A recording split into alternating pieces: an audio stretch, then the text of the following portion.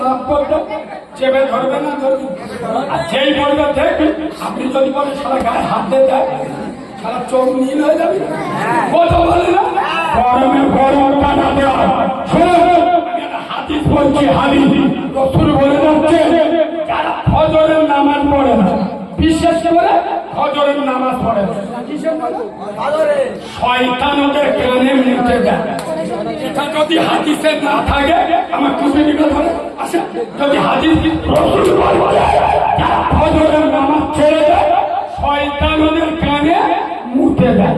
তবে হ্যাঁ, এখানে তোমরা আমার বলতে পারো কালিমুল্লাহ ভাই, তুমি একটা ভাষাটা যদি এরকম না বলে তুমি যদি বলতে যারা বিশেষ করে ফজরের নামাজ পড়ে না শয়তান এদের কানে পেচ্ছাপ করে দেয়, তাই ভাষাটা শুনবি একটু ভালো লাগতো, কিন্তু না রে আমি তো জোর করে বলি।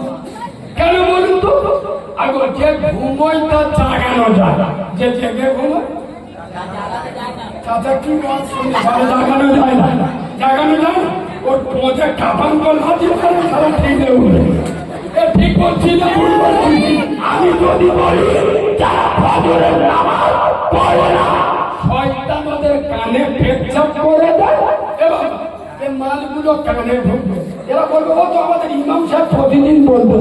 আর এই যে বললাম কানে মুখে দেয়, এদের যদি লজ্জা শরমের পানি পেটে থাকে, যদি নির্লজ্জ বেহায়া না হয়, তাহলে ইনশাআল্লাহ আগামীকাল থেকে ফজরের নামাজ পড়বে।